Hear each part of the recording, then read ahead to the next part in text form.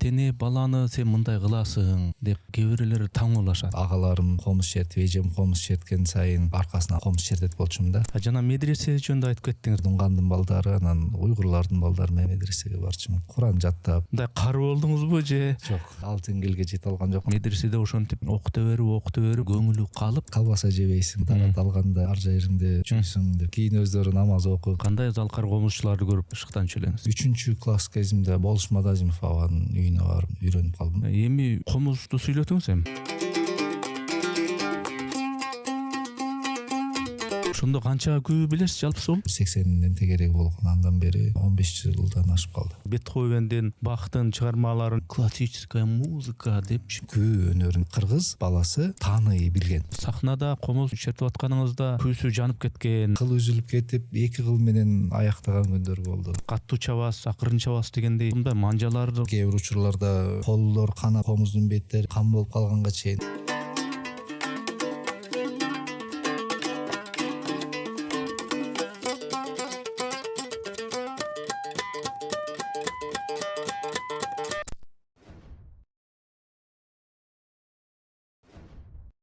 Урматтуу катталуучуларым, биз мамлекеттен же бир коммерциялык уюмдардан каржыланбайбыз. Мээнетибизди каржылай колдонуп калуучулар үчүн эсеп капчыктарды, номерлерди жазып койдук. Урматтуу достор, катталганыңыз, бөлүшкөнүңүз, жакса жакты деп басканыңыз биз үчүн маанилүү.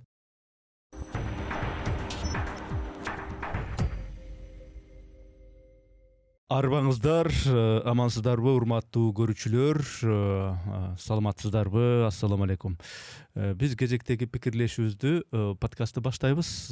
Аты жөнүм Эрнис Кыяз, биздеги коноктун аты жөнүн да айтып коеюн келген. Бул Закирбек Дүйшөнбек уулу, кош келипсиз, ассаламу алейкум. Ва алейкум ассалам.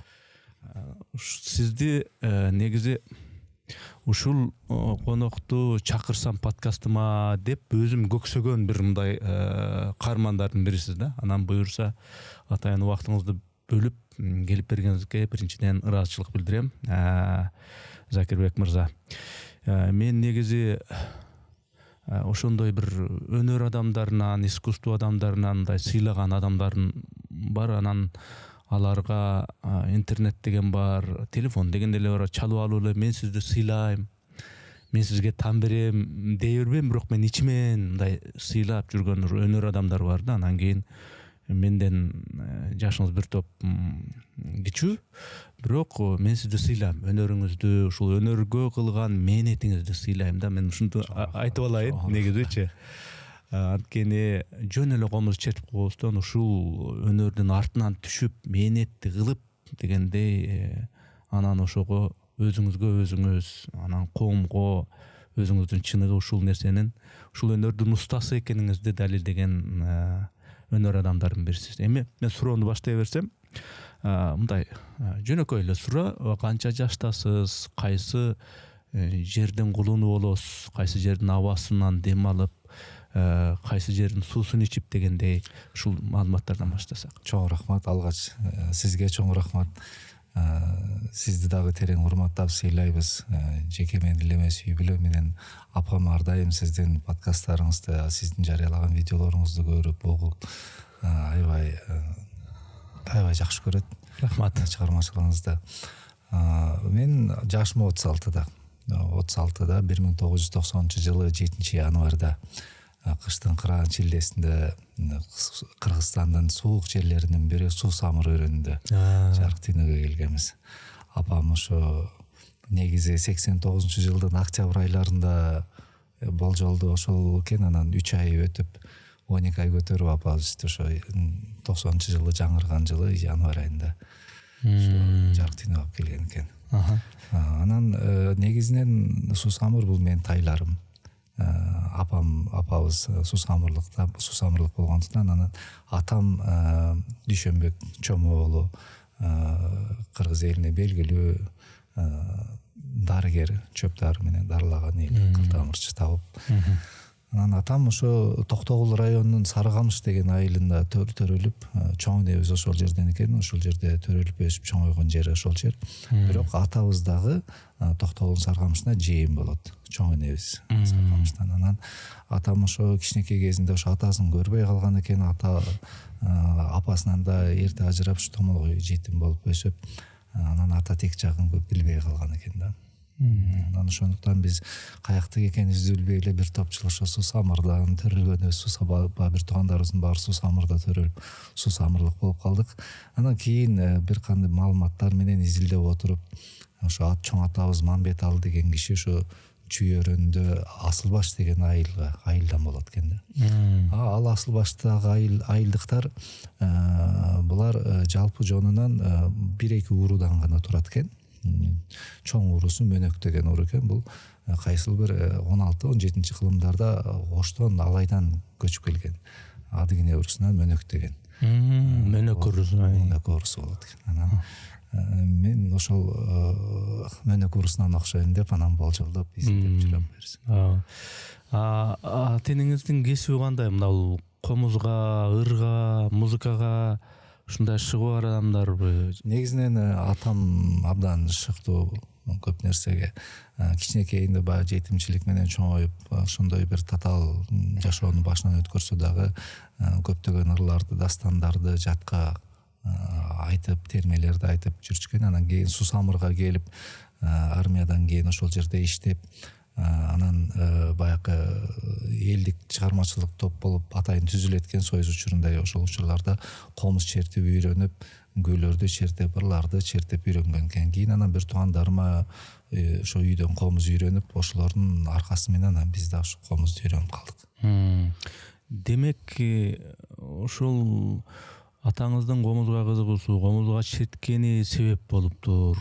Же болбосо бир ата-эне баланы сен мындай кыласың деп кээ бирлер таң калышат. Кээ бирлер бала каалабаса деле, эми бала деген бала да, чоңун айткан бар жасаган каргасы дегендей.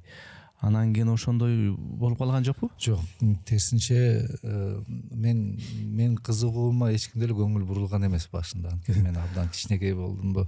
4 жашар, 5 жашар бала комуз көтөрүп, комузду талашса сындырып коет, же бир жеримизден келип коет деп, ай кой чыгармабан ары кой деген сыяктуу мамиле кылышат да. Мага деле ошондой болгон кезинде. Анан болбой эле ошо агаларым комуз чертип, эжем комуз черткен сайын барып ошо комуз аркасынан комуз чертет болчумун да. Анан улуу агам көп чертет эле.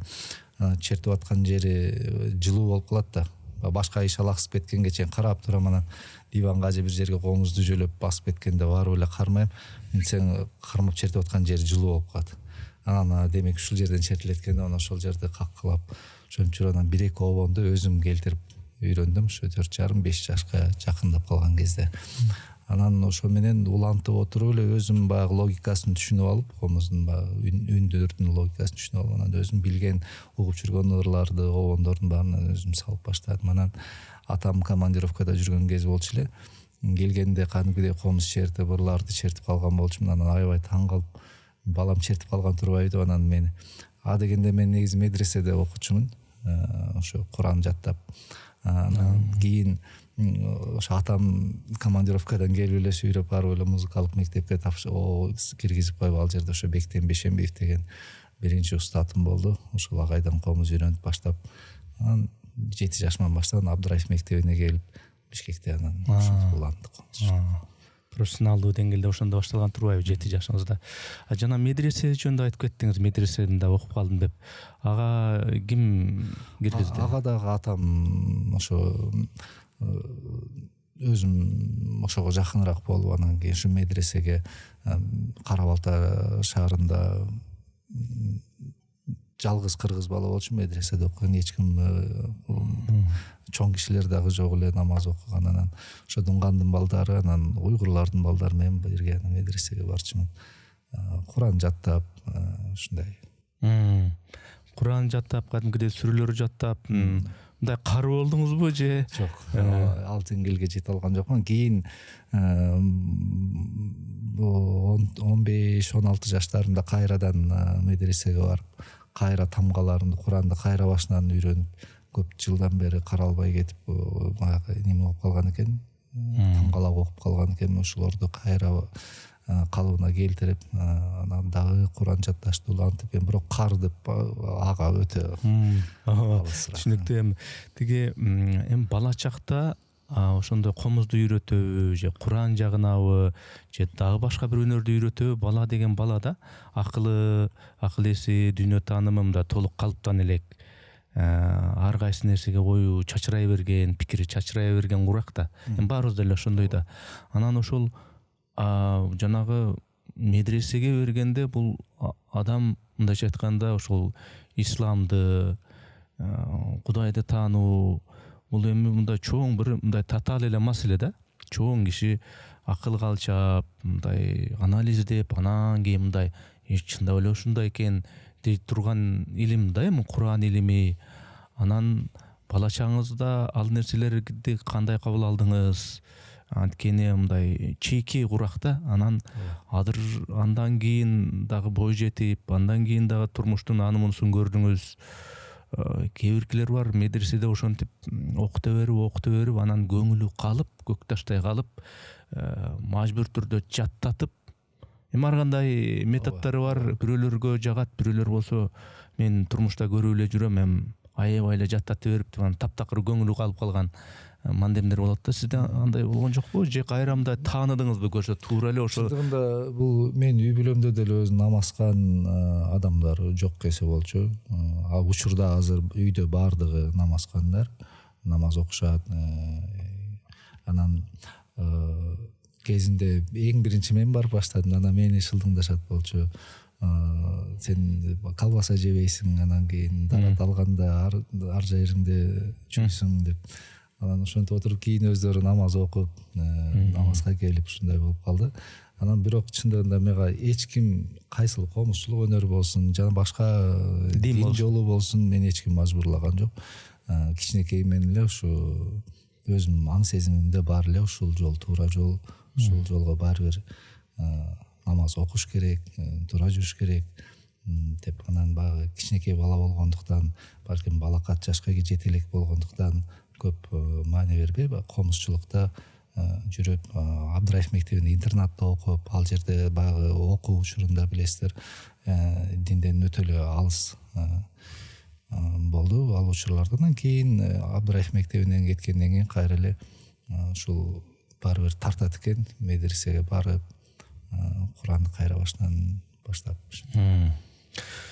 Эми мен жанагындай сиз тууралуу маалыматтарды же видео же кандай ушундай маалыматтар алдын ала мындай бир аз иликтедим. Анан өзүңүздүн баракчаңызда, Instagram баракчаңыздабы, соц тармакта 7 жашыңызда черткен күүңүз бар экен. Ал эмне күү эле? Ибарат, Харамолдо Орозов атабыздын Ибарат деген күүсү. Ибарат күүсү деле бул эми мындай жеңил желпи оңой күүлөрдөн эмес да. Анан кийин ошону азыр үзүндүсүн бир азыр коелу.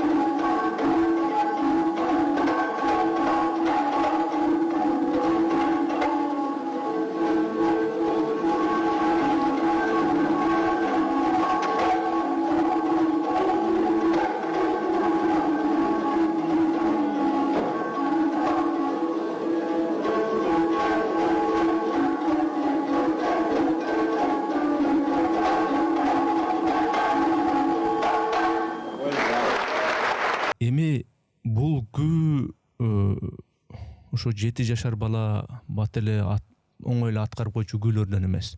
Анан мен кайра эле баягы мурда айткан суроондо кайталагандай болушу мүмкүн. Мындай бала деген ойнош керек бала чакта. Бала деген балада башы көзү чарадай деп коет. Анан бала деген мындай көчөдө ойногусу келет, тентекти кылгысы келет. Анан андан башка да күйлөрдү, башка күйлөргө кадимгидей мээнет керек, түшүк керек, отуруш керек, сабырдылык, чыдамкайлык керек. Анан ошо мындай тажатып экен жокпу же кандай ошол? Жок, кандай болгон жок, таптакырандай болгон жок. Оюнга дагы жетиштик. Баягы эң баштап коет го, ата энебиз жаныбызда болбогон кой ай деген кишиси жок, ээн жүргөн адамды эң баштап коет эмеспи. Биз интернатта чоңоюп калдык. Эң башта эле болбодук албетте. Тарбиячыларыбыз бар, мугалимдерибиз бар, баарын угабыз, тарбияда жакшы эле жүрөбүз. Болгону оюнга дагы жетишип, балалыкта эле өткөрүп, ошол эле учурда комузду алып, машыгып, Нурилия Сабирбаева деген менин эжем бар эле. Мен ушул апам ордуна апа, атам ордуна ата болуп, ушу мени Абдыраев мектебинде интернатта абдан жакшы колдоо көрсөттү, талим тарбиясын берди. Ушу мени класска бекитип коюп дагы машыктырат эле. Уктап, ошол жерде ойгонуп, машыгуучу залда ушинтип чоңойгонбуз да. Анан кийин кээ бир учурларда ыйлаган учурлар да болду.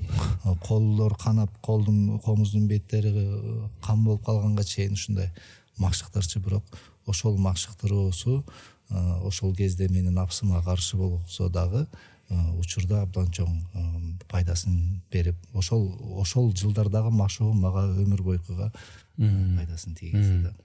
Ошондо бассаңыз турсаңыз эле комуз деп, уктасаңыз турсаңыз эле комуз деп, комуз болуп эле ушундай болдуңузбу? Же мындай комуздан башка дагы кызыккан нерселериңиз бар эле? Спортко катышып жүрдүм. Баягы чыгыш спорттордун түрлөрүнө катышып жүрдүм. Бир топ жыл катыштым аларда. Ал жактан дагы жетишкендик. Кайсы түрүнө? Таэквондо же? Таэквондо ИТФ түрүндө бир топ жыл машыктым. Анан Кокшинкай деген жапондордун карате түрү бар эле. Ал жакта дагы машыгып жүрдүм. Андан тышкары сүрөт тартып, кичинекей мен ушу 3-4 класс курагыма бильярд ойноп, ушундай нерселерге көп кызыкчумун. Азыр деле ошолор менен болгон, алекти башка хобби деп коет го. Кайсы гана тармак болбосун, ошонун усталары болот, мастерлери болот. Спорттун деле, анын ичинен бокстун деле, башканын деле, мен ушулардай болгум келет деп. Комузда кимдерди, кандай залкар комузчуларды көрүп мындай шыктанчу элеңиз? 3-чү класс кезимде Болуш Мадазимов аганын үйүнө барып үйрөнүп калдым. Анан баягы 3-чү класска чейин мен бир эле чөйрөнүн ичинде чоңоюп, Абдыраев мектебинин ичинде жүрүп, анан кийин ал жака барганда такыр башка ачылыштар көрүндү да. Ал кишинин аткаруусу, варианттарды, башкача варианттарды ойногондугусу, бул бир эле мен чертип жүргөн эле күнү ал киши башкача бир ыкмалар менен ойногондо биз дагы деле башка ачылыштар болду. Анан ошентип таасирленүү, башка бир устаттардан таасирленүү ошол кезден башталды да. Анан кийин атам менин Жети Дубандагы болгон мыкты залкар чыккан ошол кездеги күйчүлөрдүн баарына барып, бирден экиден күй болсо дагы үйрөттүрүп, ар бирөөнүн баягы мектебинен алдыртты да. Анан кийин ошолордун арасында Рахат Көчөрбаев, азыркы учурдун чебер мыкты залкар комузчусу, ошол агайым менен бир ансамбльда жумуш иштеп калдым. Ал кишинин отуруп алып, маңдай тескей отуруп алып, бир атайын бир нерсе үйрөнбөсөм дагы анын черткени, аткаруу ыкмаларына мен көп таасирлендим. Өзүмө көп нерселерди алдым. Андан тышкары Руслан Жумабаев устатыбыз өтүп кеткен, ал киши рахмат болсун, ошол кишинин жанында жүрүп дагы көп таасирлендим. Ал кишиден бет маңдай отуруп көп күйлөрдү үйрөндүм. Ошондой эле анан Фахырдин Баяков, Саадабай Шабданов, биздин Нурак Абдрахманов атабыз, Зайнидин Иманалиев атабыз, Намазбек Уралиев, Самара Токтокунова жана башка канча деген устаттарда тарбияланган. Ар биринин өзүнүн өзгөчөлүгү бир эле күүнү 10 устат 10 башка вариантта чертет. Ошону ар биринин өзүмө жаккан, өзүмө баягы жаныма келген, колума келген ыкмаларын үйрөнүп ошондо бүгүнкү күнгө чейин баягы кичинекүү чоң күү болуп канча күү билесиз? Мен жеке түшүнүгүмдө кичине күү деген нерсе жок. Бул учурунда баягы негизинен бардык музыкалык аспаптарда өзүнчө көнүгүү катары өзүнчө бир китептер жазылган, окуу методикалары жазылган. Ушу жалгыз комузга жазылган эмес да. Жазылган биз союз учурунда баягы комузду балалайкалаштыруу бир саясаты жүргөнбү деп ойлоп калам. Анткени балалайкада 3 кылдан турат да. Комузда 3 кыл. Анан сөлөкөтү комуз болгон менен латтарды коюп, жалаң балалайканын күйлөрүн, балалайканын ыкмалары менен ойноп, ошол комузга атайын методикалар, көнүгүүлөр көп жазылган эле. Абдыраев мектебинде 4 күү экзаменге тапшыра турган болсоң, анын 3-өсүн ошол комуздан тапшырат элек да. Анан кийин айтайын дегеним, ошол кыргыз комузга атайын көнүгүүлөр методика жок болгондуктан кыргыздын кээ бир күйлөрүн, канча күйлөрүн оңойлоштуруп, кыйын жерлерин, татаал жерлерин оңойлоштуруп туруп жаш балдарга үйрөтүп, анан ошол баланын ан сезиминде бул кичинекей күү, бул жаш күү деген түшүнүк калыптанып калган да. Анан мен кийин ошол кичинекей кезимде эле ойноп жүргөн күйлөрдү кийин ойногон сайын такыр башкача шертилиштер сезилет да. Анан кийин бул кичинекей күү эмес, бул деген ошол кезде устаттар канча бир кыйынчылыктарын оңойлоштуруп туруп, балдардын колуна ылайыкташтырып, анан ошентип күйлөрдүн баягы деңгээлин түшүп кеткендей болгон да. Бирок мен айтат элем, буюрса жакын арада ошол атайын кыргыз комузу үчүн, өзүбүздүн комузубуз үчүн канча толгосу бар, 20га чукул толго бар. Ар бир толгого өзүнчө бир көнүгүүлөрдү, баягы чеберликке дайындай турган атайын китептерди жазып чыгарсак, буюрса сонун болот. Өзүңүз туура белгилеп кеттиңиз. Баягы күнүн эми мындайча айтканда кичине күү, анан чоң күү деп атаганда баары күү негизичи.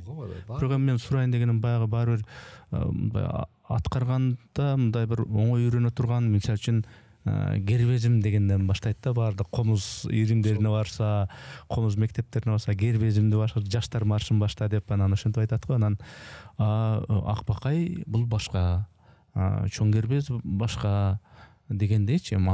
Аны үйрөнүш керек да. Кербезимде болсо мындай үйрөнгөнгө мындай ыргактары, четкени, чертилиши башкачараак дегеним да. Ошо башкачараак кылып койгон да. Бирок азыр татаал күйлөрдүн бири негизи кербезим. Бул чоң кербез, Токтогул атабыздын чоң кербез күүсүнүн ичиндеги бир үзүндүсү да.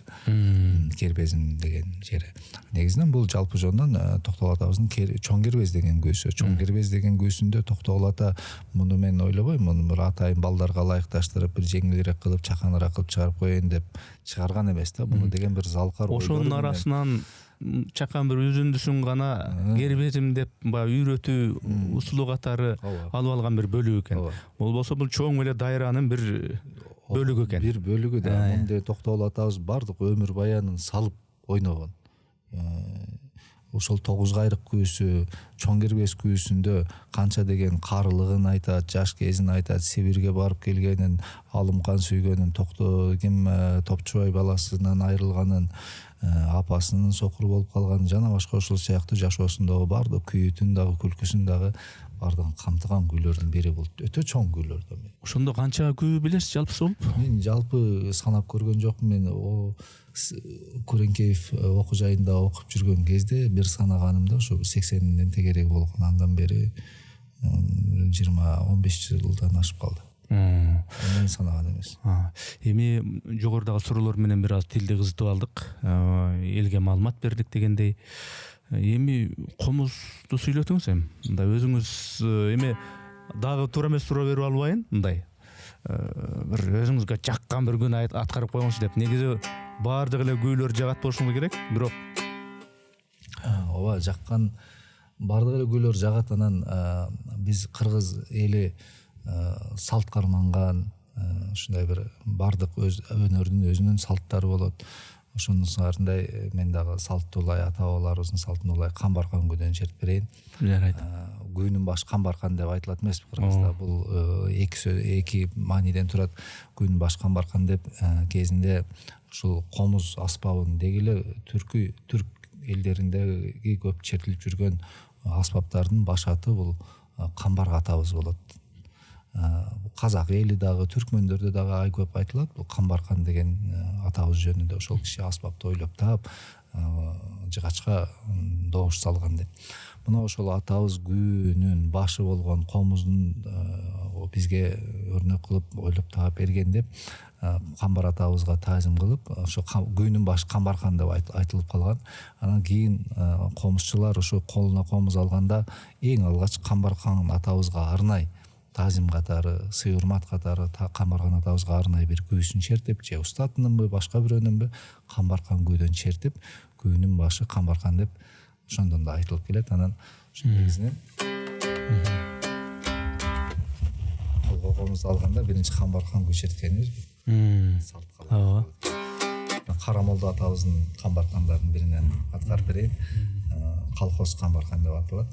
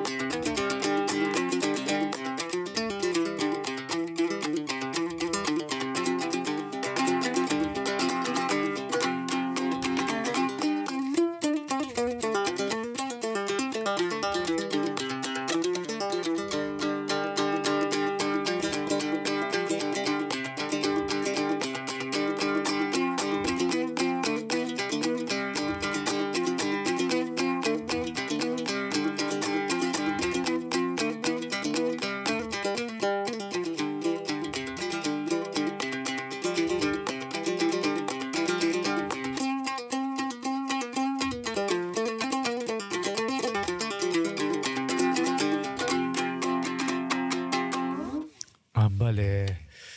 Негизи мынау сүрөт тарткан адамдардын баягы сүрөттөрүн, кийбирки сүрөттөрүн карап, мындай карап, түйүнү барып карап, маасирланып, тамшанып, мындай карасаң мындай бир мындай жөнөкөй эле бир чимелеп койгон сүрөттөрдү ана көпкө карашат да. Анан кийин же болбосо жанагындай черный квадрат дегенин деле монтип карап, мондай кылып ары бери өтүп карап, мондай кылып тамшанып, өздөрүнчө же болбосо жанагы балет өнөрүндө дагы барышат дагы. Браво, браво деп анан аябай. Мындай карасаң ары бери чуркап аткан, бери чуркап аткан, эмоциясы менен же кайгырып, же күлүп ошентип атканы, бул эмнесине ушундай болуп атат дейт да эмечи. Өздөрүнүн бир баары эле түшүнө бербеген бир символдору барбы дегендей. Ансыңары сурайын дегеним ушул комуз жанатан бери ушу бирде каттуу ыргакта, бирде жайлап, бирде шукшурлуп, ушундай темпте, ошондой авазды угуп атты комуздун көсүн. Муну укканда комуздун дагы өзүнчө тили, ичиндеги символу, могу жеринде ат чуркап атат, могу жеринде тоолорду элестетиш керек, могу жерде бир абышка күңгүрөнүп, бир кайгырып атат, ошону элестетиш керек деген сыяктуу мындай нерселер барбы? Так. Албетте, сөзсүз болот да. Кээ бир учурларда миф кылып айтып калышат да, бул миф эмес. Ушундай мурунку учурларда комуз менен черткенде бирөө өтүп кетсе да комуз менен чертип эле угузуп койчу экен, ырдабай деле жөн эле күнүн ыргагында баарын түшүнүп алышчу экен деп комуздун тилин билишчү экен деген бир аңыз кептерди угуп калабыз да. Мунун баары реалдуу эле нерсе. Бүгүнкү күндө дагы биз бул нерселерди ажыратып биле алсак болот. Болгондо бир аз гана кичине түшүнүк керек. Бул комуздун тили, комуздун ичинде жанрлар да турат. Ата бабаларыбыз баягы биз көп учурларда мурункулар илимсиз болгон, караңгы болгон дейбиз. Вот илимдин баары ошол аксакалдарыбызда, залкарларыбызда болгон. Ошолордун бизге таштап кеткен өрнөгүн кагаз бетине түшүрүп, илимдүү болуп, кандидат болуп, жана башка болуп жатпайбызбы, профессор болуп. Бирок чындыгында ошол аталарыбыздын таштап кеткен нерселери өтө бизге бир чоң байлык. Мына ошолордун ичинде, күү өнөрүнүн ичинде бул салттуу кайрыктар атайын бир кандайдыр бир ойду түшүндүргөн. Жана салттуу толголор, тембрлар, интервалдар деп коебуз орусча айтканда, музыкалык тил менен айтканда. Бул ар бир жанрды кыргыз баласы тааный билген, үнүн, добушун.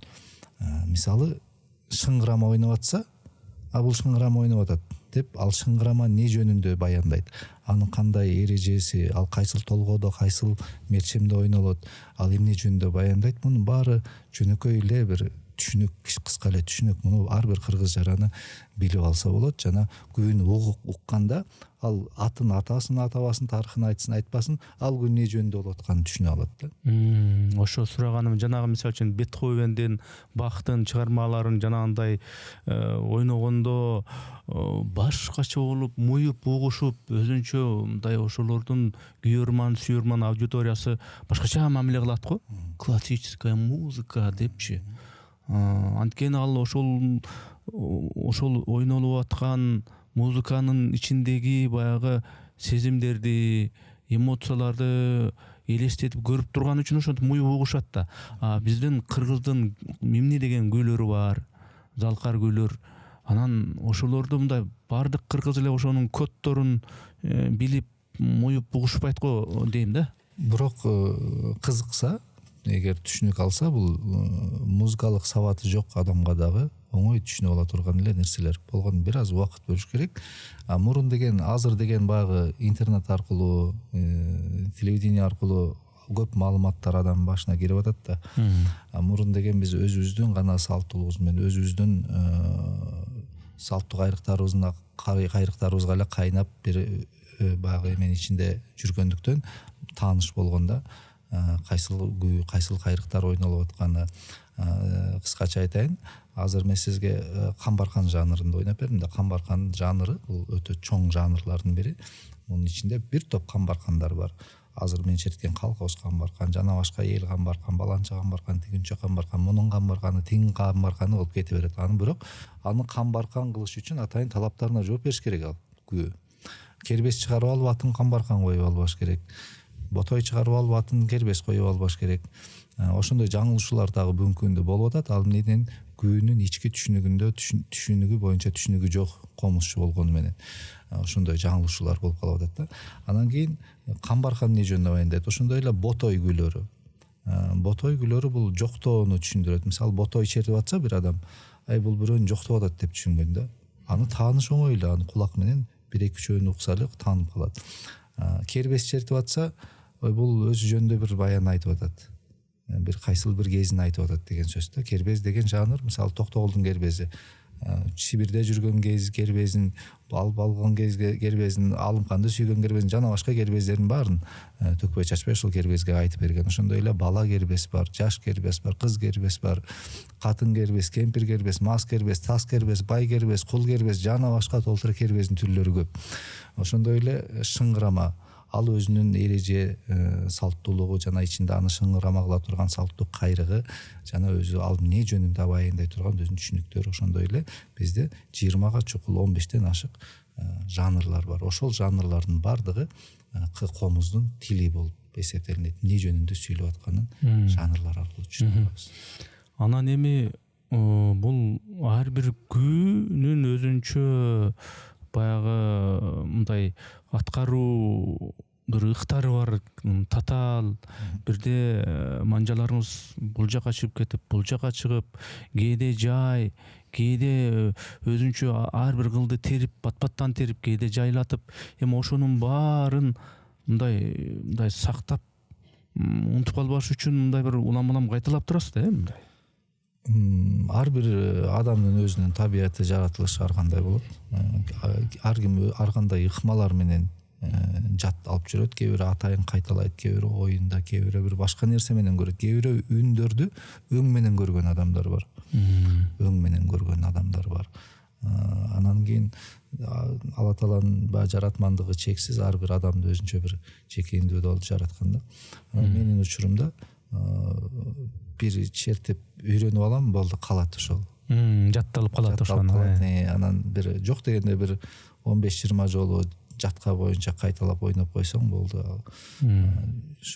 Жанагы айтпадыңызбы? Ошо кезинде ошо жана антип мээнетти кылып, колдор канап да кетчү.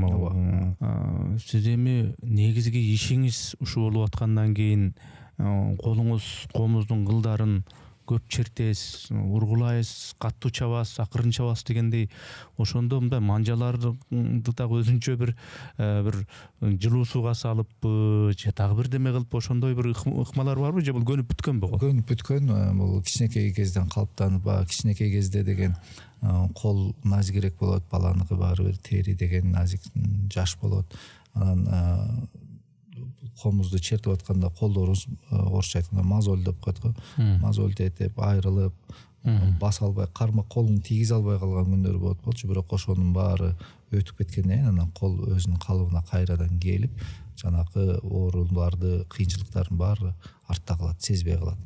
Кийин мына гүлүк атты дагы суутканда улам чапкан сайын тери чыгып, өзүнө келип, күчү кайрадан калыптанган сыяктуу жалгыз эле комузчуларда эмес, негизи аспапчылык өнөрдө чертип отуруп, бир сыра колуң таалып, ушундай бир ысыгы чыкканда анан кийин кайрадан жаңы эме башталат да. Аны менен сен таң атканча черткиниң, 2 күн, 3 күн черткиниң колуң талбай калат. Ушундай адам баласынын жаратылышында ушундай бир нерселер бар. Бардык эле жаратылышта болсо керек бул. Бир сыйра тери алгандан кийин кайра жаңы дем менен узакка чейин чабалат. Ошондой эле колдо деле азыр эч кандай баягындай ооруп калып, талып калып, оюлуп кетип деген маселелер азыр кездешпейт. Эми комуз деген ушул аспаптын өзү жөнүндө ар кандай жыгачтан чабылат, анын өзгөчөлүгү болот да, мындай сиз мындай тандап тиги жыгачтан эмес, мисалы үчүн өрүк комуздан мага ыңгайлуу же моундай формада эмес, мага сүйрүс эмес, мындай башкачараагы ыңгайлуу деп ошондой тандайсыз да. Эми комуздун тембрлары боюнча батыш, чыгыш, түндүк, түштүк болуп өзүнүн формалары өзүнчө бөлүнөт. Күүлөрдү да бөлүнөт, түштүк кайрыктар, түндүк кайрыктар жана башка.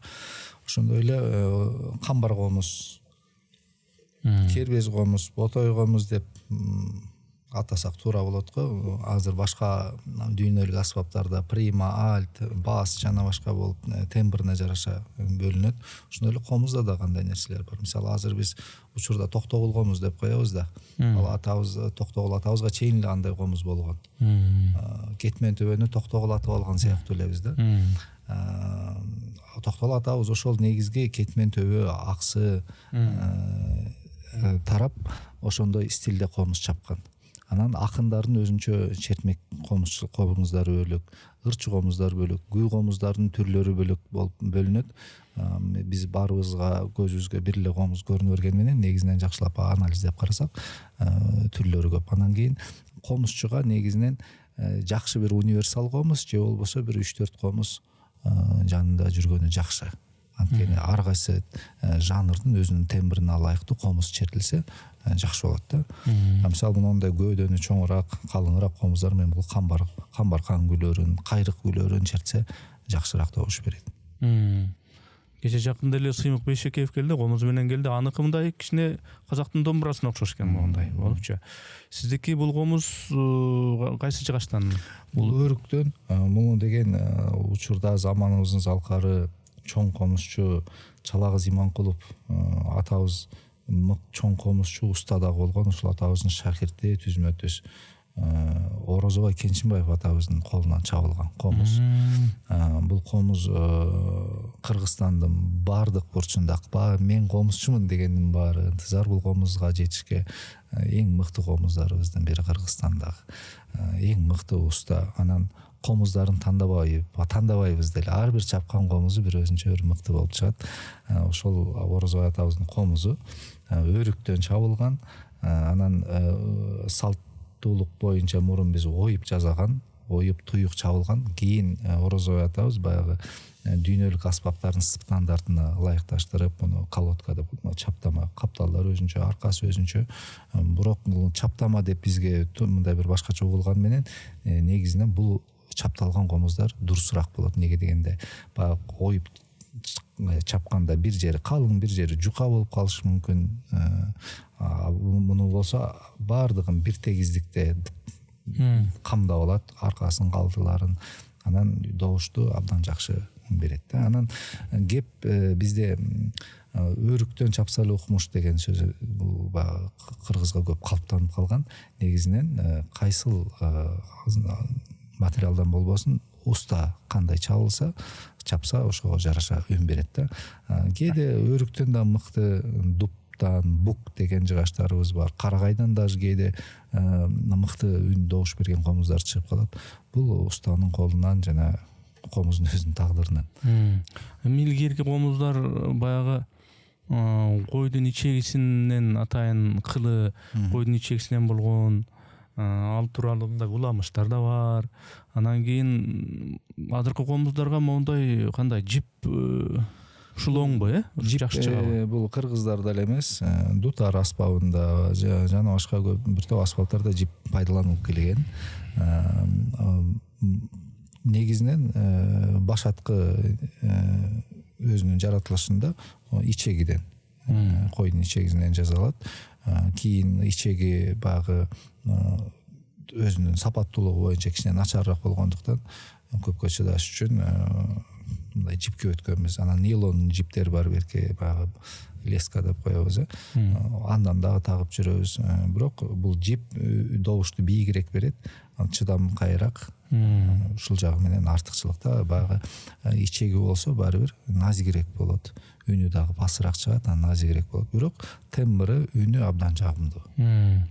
Жанагы негизи комуз чертип жүргөн комузчунун бир эле эмес, бир нече комуз болуш керек дедиңиз. Сиз канча комузуңуз бар ушундан мындан тышкары? негизи менде бир 3-4 комуз бар, бирок тилекке каршы көп комуздарым токтобойт. Белекке кетет, бирөө кызыгат, алат элем дейт, анан ушинтип эле комуздар алмашып берип, кээде таза комузун жоготуруп каласың. Азыр учурда да муну негизи мен өзүм ушундай комуз чертип жүрөм. Жакында эле Казакстанда казак досторума белек болуп келди. Анан кийин муну болсо азыр Улукбек деген досум комузчу, досумдан алып келдим. Такай бир комуз чапкан устага гана кайрыласызбы же? Жок, азыр деген мыкты усталар көп. Анан кийин ар бир устанын өзүнчө бир өзгөчөлүк, артыкчылыктары болот. Алардын комузунан да чертким келет. Мен көбүнчө ошо Норозбай атабыздан алган менен учур менен Намазбек агайыбыздын комузунан, Мирбек деген азыр мыкты устабыз бар. Элдияр деген баласы экөө мыкты комуздар чабып атат. Ошолордун комузунан да алып чертип жүрдүм. Өзүмдөн Ринат Мамбеталиев деген чоң комузчу, бир 3-4 жылдан бери устачылык менен да алектенип, ал дагы мыкты комуздар чаап, учурда ошол досумдун комузун чертип жүрөм. Андан кийин Нурадин деген агайыбыз бар. Байке, бул да ошо Орозбай атабыздын шакирти, ал дагы мыкты комуздар чаап, эки балам, өзүм ошол Нурадин агайдын устанын комуздарын чертип жүрөбүз. Анан кийин кээде тааныбаган эле бир устаган, билбеген эле жерлерден мыкты комуздар чыгып калат, аларды да алып коюш керек болот. Негизи чемпионду чемпион кылып турган ошол башка бир мындай анын атаандаштары дейбизби, ошолор билген нерсени аны өзгөчө бир башкача, алар билбеген нерсени таап өзүнүн стили менен ошону жасаган үчүн, тигилерден ашыра кайсы бир нерсени жасаган үчүн аны чемпион болот да негизичи.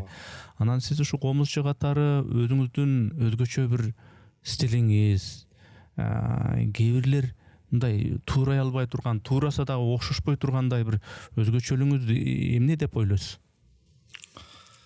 Мен муну кандай десем, мен досторума деле азыркы чагы чыгып келаткан менин инилерим, мыкты комузчулар бар. Азыркы учурда менен курдаш деле, менден улуулар көп айтам. Бир адам бар, из салат. Канча адамдар бар, ошол из менен жүрөт.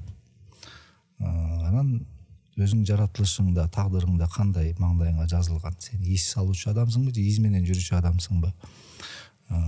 Анан кийин эгер сенин чыгармачылыгыңды башка адамдар туурап, ошого аракет кылып, ошондой болууну каалап атса, демек сенин изиңде жүргөн адамдар. Демек сен жол салып жүргөн адамдардын бирисиң. Ошондой болушка эмне түрткү болот? Мен такыр ойлонуп көргөн жокмун, бирок мен мындай түшүнөм да, мисалы сиз мага бир окуяны айтып берсеңиз, мен аны жаттап алып айтып бербейм, мен аны түшүнгөнүмдү кандай түшүнүп көрүп турсам, ал окуяны өзүмдүн сөз байлыгы менен жеткиришим мүмкүн башка бирөөгө. Ошондой эле күй үйрөнүүдө дагы мен аны үйрөнөм, жаттайм, бирок өзүмдүн көз карашым менен тартуулайм башкаларга. Ошондон эле чыгышы мүмкүн балким. Анан сөзсүз түрдө баягы чеберчилик, ага болгон дайындык баардыгы бул талап кылынат, сөзсүз. Анан жөн отура калып эле баарын кыла албайбыз. Бул жылдар бою тажрыйба менен. Бир эле күнү көпчүлүктүн көзүнчө, караламан элдин көзүнчө черттиңиз дейли. Ошол эле күнү үйдө өзүңүз жалгыз отуруп алып черттиңиз дейли, башынан аягына чейин. Ошол эле күнү. Жана чоң сахнада черткен күнү. Ошондо экөөндө тең ошол эле күнү черткен болосузбу же экөөндө эки башка маанай, эки башка мындай дем болобу? Чертилгенде ар кандай болот. Кээде бир күнү мисалы сахнада мөөнөт чектелүү да. 5 мүнөт ойношуң керек, 3 мүнөт же 6 мүнөт ойношуң керек дегенде. Мисалы ошол 5 мүнөт ойноп бүтүрүп, сахнада ойноп чертип, баштан аяк чертип бүтүргөн күндү үйдө жарым саат, 1 саатка чейин деле созуп ойной берет. Ал күнүн ичинде да. Ошо баягы бизде азыр төкмө акындарда төкмөчүлүк өнөр бар го. Бул баардык асбапчы өнөрпоздордо дагы бул төкмөчүлүк кеңири жайылган. Бул баягы көбү айтпайт, бирок бул төкмөчүлүк деген нерсе бул баягы орусча айтканда импровизация. Бир күүнүн негизинде импровизация кылып жүрө бересиң. Же болбосо өзүң күү чыгарасың. Кайсыл бир жанрда тандайсың, кербезденби, ботойдонбу, шыңырамаган барканбы, ошол жанрдын тегерегинде импровизация кылып күү чыгарып ойнойсуң да. Ошондой эле ар бир черткенинде бир окуяны ар кимге ар кайсы жолу айтып берген сыяктуу эле көрүнүш да. Мисалы ошол чоң сахнада комуз чертип атканыңызды көрүп, эми бир баягы комуздун ички баягы күүнүн иретин билбеген көрөрмандар ал кандай чертсеңиз ошондой эле кабыл алат. Анан бирок ошо сиз менен ошо күүнүн өйдө ылдыйын билгендер болсо, могу жерин кичине мынтип койду, анан тигинтип койду деши мүмкүн. Анан ошондой сахнада комуз чертип атканыңызда могу күүсү жанып кеткен, же болбосо балким эми кылы үзүлүп кеткен дебейин эми. Кыл үзүлүп кеткен. Ошондойлор да болобу? Ошондой учурлар болобу мындай? Кыл үзүлүп кеткен учурлар болгон, колум чыгып кеткен учурлар болгон, күүсү жанып кеткен, ал көп эле кездешет. Бирок ошонун баарын өзүң баягы көрөрмандарга көп билгизбегенге аракет кылып, кырдаалдан чыкканга аракет кылабыз. Кол ойнот, мен өзүм спортто машыгып жүргөн жылдары ийнимди чыгарып алып, ошондон ойнок болуп калган да. Жылдан жылга оңой эле чыгып кетчү болуп калат да. Кээде туура эмес колуңду шилте берсең, ийним чыгып кетет.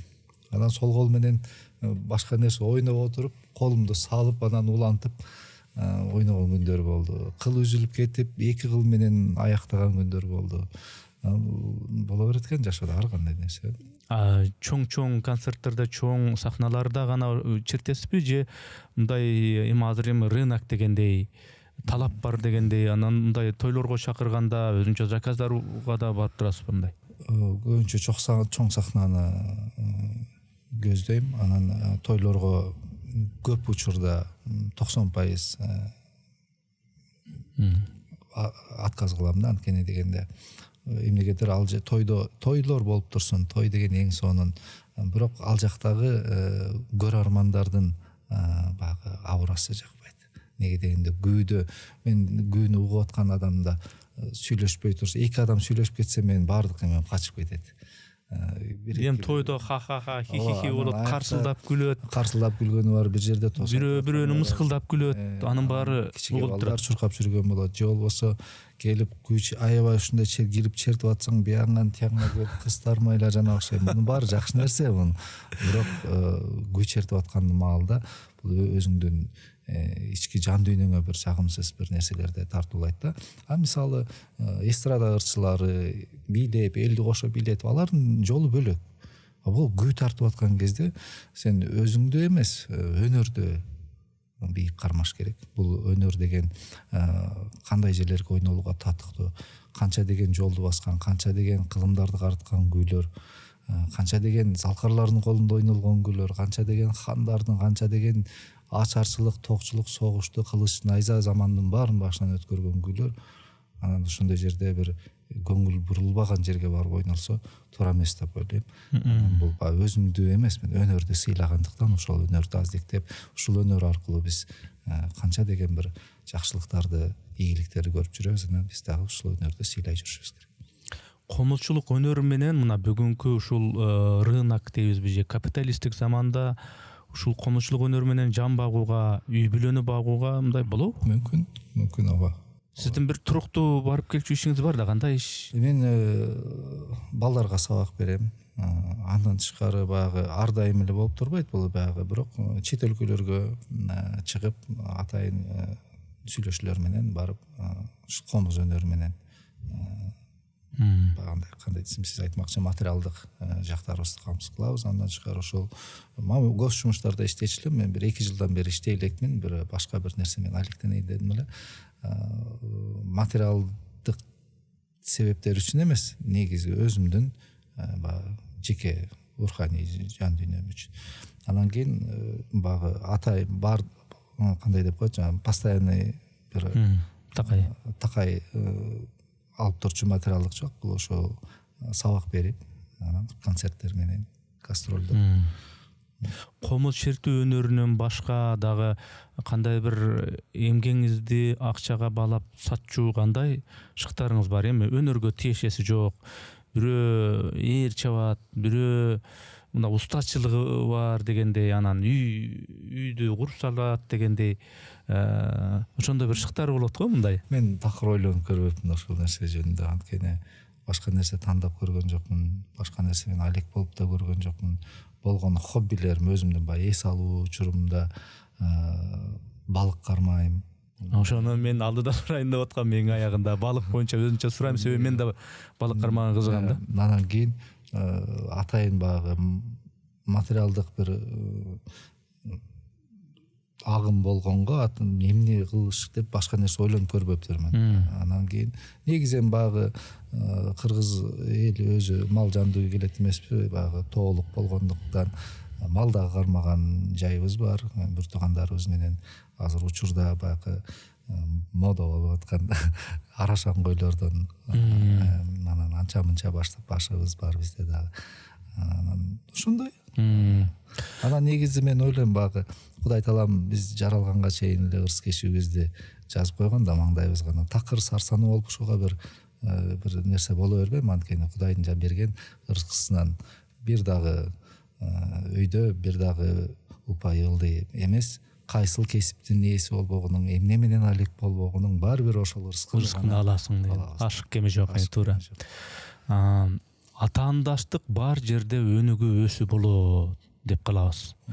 Мына бул комузчулук өнөрдү багууда мындай атаандашып, бир комузчулар менен барып мындай бир маал, эки маал, билбейм, бир жумада мындай атаандашып, күч сынашып дегендей өнөр сынашып турасызбы же өзүңүз менен өзүңүз элеби? Жок, бул нерсе сиз айтмакчы атаандаштык болбосо өсүү жок болот дейсиз, бирок мен атаандаш көргөн жокмун.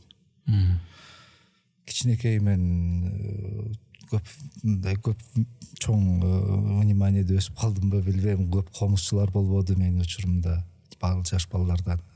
Көп жерлерде жалгыз чакырылчумун. Анан кийин эмнегедир атаандаш күткөн жокмун. Бул комузчулук өнөрдө болгону үйрөтүп, же болбосо устаттар, чоң улуу устаттарды мен эч качан атаандаш көрө албайм. Ал кишилер өтө сага бир нота үйрөтсө дагы ал сен үчүн өтө бийик адам, алар менен атаандаш болбойт. Андан тышкары үйрөтүү жолу жана үйрөнүлө жолу.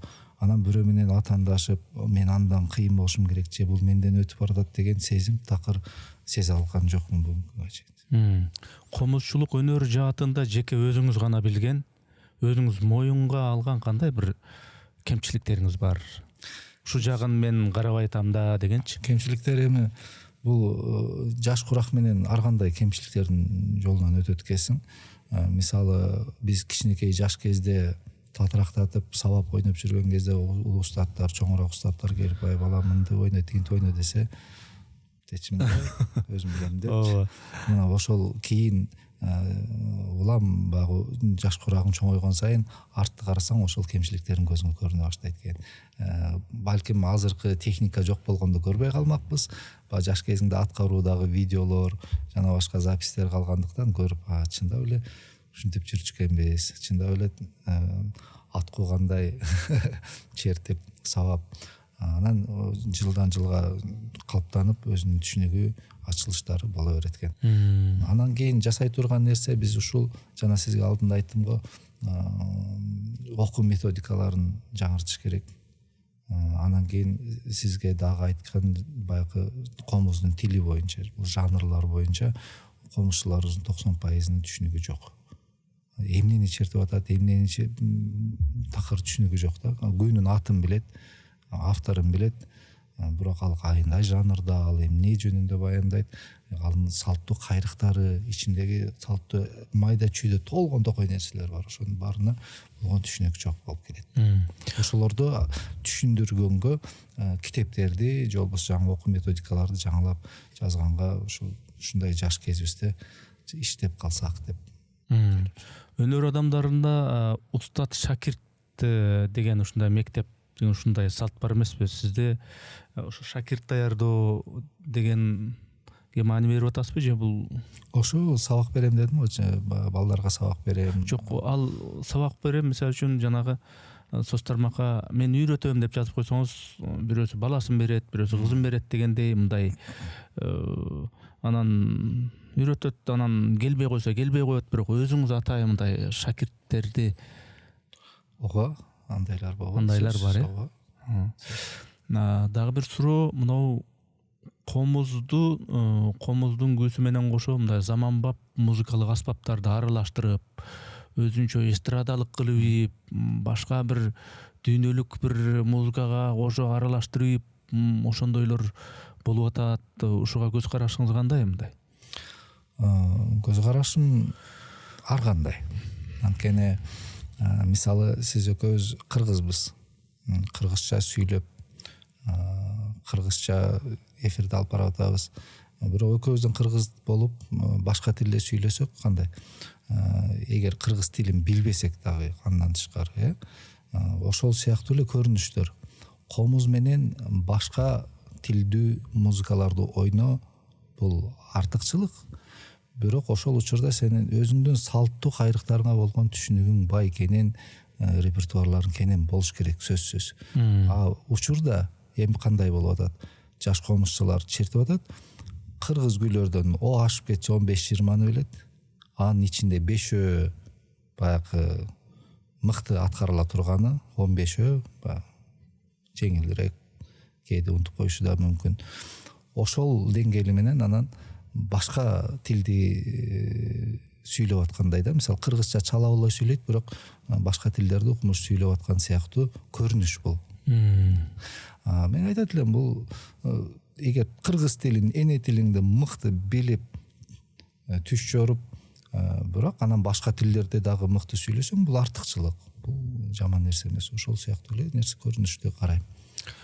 Биздин өлкөдө, биздин ушу Кыргыз өлкөсүндө, Кыргызстанда кыргыздын улуттук музыка маданиятын жайылтуу, ошого мамлекеттин мамилеси кандай болуп атат? Анткени сиз көптөгөн кошуна өлкөлөргө барып жүрөсүз, башка алыска жакын өлкөлөргө барып жүрөсүз. Алардын ошол эле өздөрүнүн баягы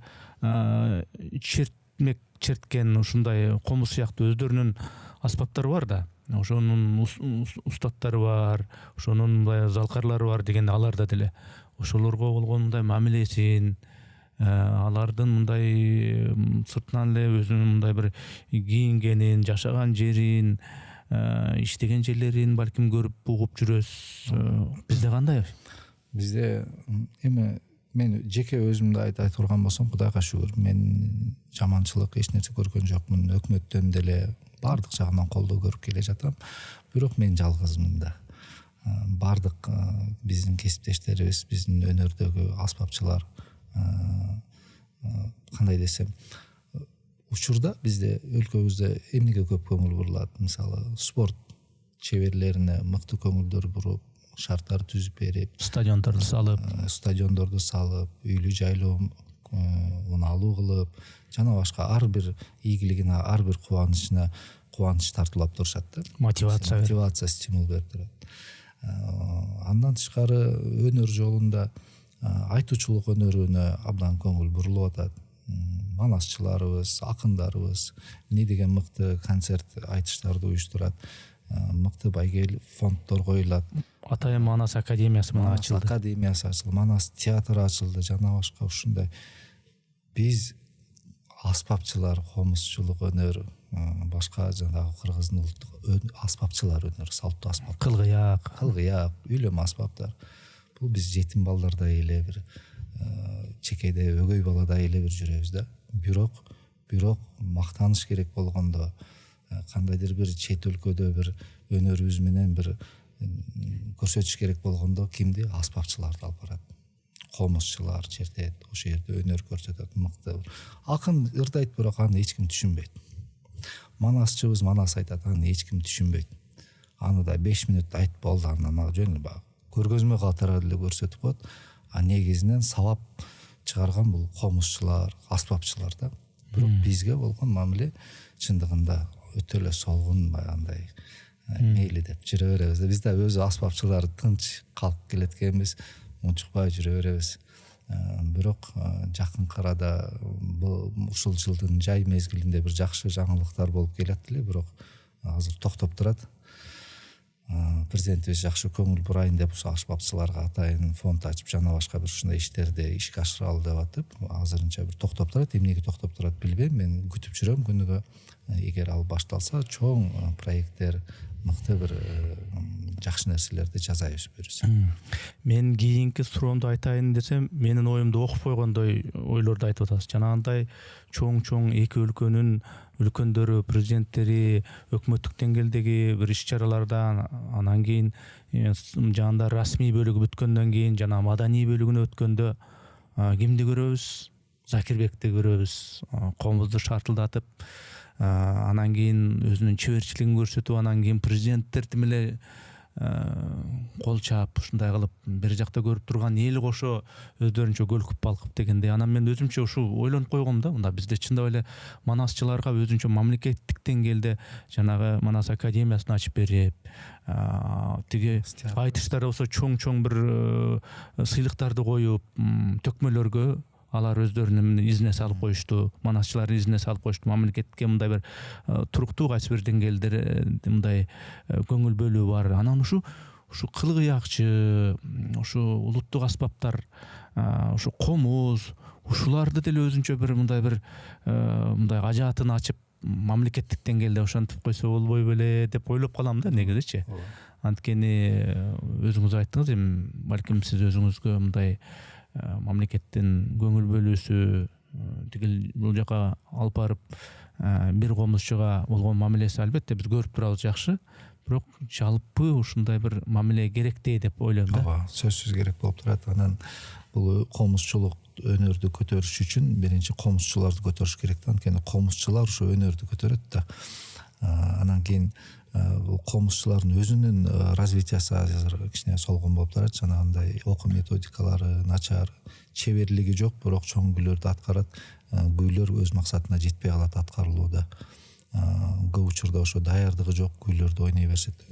Өзүнүн спортто деле машыкпай эле барып рингке чыгып кеткендей сыяктуу комузда дагы машыгуу атайын көнүгүүлөр өзүнчө бир окуу методикалар болуш керек. Дагы бир келечекке койгон максаттарыбыз бар, кандайдыр бир академия ачылып, салттуу музыкалык аспаптар үчүн академия ачылса, устаканалар, комуздарды атайын бир калпка салыш керек. Анан кийин комузчуларды бүгүнкү күндө казак, биздин өзүбүздүн бир тууган боордош элибиз казактардын күүсү бүгүнкү күндө 10 миңден ашты. Бүгүнкү күндө бар сакталган күйлөр 10 миңден ашып, дагы изилденип, казылып, дагы көбөйүп атат. Биз болсо кыргыздар көп учурда аңыз кеп менен жашаганды жакшы көрөбүз. Ой, бир балбаныбыз 1000 балбанды жыкчыкен, бир комузчу атабыздын 500-600 күүсү болгон экен, Арстанбек 600гө чертчү экен деп. Кана күүсү, кана. Бир эле күүсү келген бизге Арстанбек атабыздын. 600 күүсү каякта. Бизде азыр жалпы Кыргызстанда бүгүнкү күндө бар күйлөрдүн баарын чогултканда 500дүн тегереги эле. 10 миңди жолнобойбуз, 1000ди жолнобойбуз, 500ден эле тегереги. Күйлөрүбүз аз. Казып, иликтей турган ачыл элек жактар көп турбайбы? Тура. Мисалы радиого барып деле казайып сурайын десең, көп кишилерге жол ачып бере бербейт алтын казынада. Андан тышкары жаңы күйлөр чыкпай атат. Ыбырай элге мына күйлөрдүн көбү эле Ыбырайды ыбырай кылган, Карамолдон болгон, бул стимул болгон. Учурунда эми тарых айтылып келе берет да. Ыбырай атабыз барып чөнтөгүндө бир аз тыйыны азайып калган кезде аркасында ээрчиген жан жөкөлөрү болчу экен. Райкан жана башка ушул сыяктуу залкарлар замандаштары ээрчи болгондон кийин ыбыкке барып, радиого барып, алтын казынага барып күү чертет. Жаңы күү черткенге гонорар беришкен. Ар бир секундасына, ар бир мүнөтүнө беришкен. Канчалык узак болсо ошончолук көбүрөөк акча.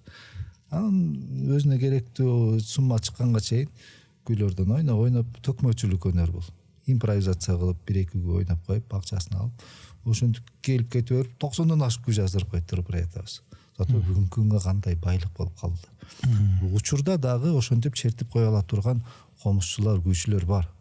Болгону стимул жок. Эмне кылат аны чыгарып? Башка оокатты калып кетип атпайбы? Үйлө багыш керек. 3-4 жумушта иштейт. Манасчылар бир эле жерде отуруп алган айлыгын комузчулар 5-6 жерге барып иштеп алышат.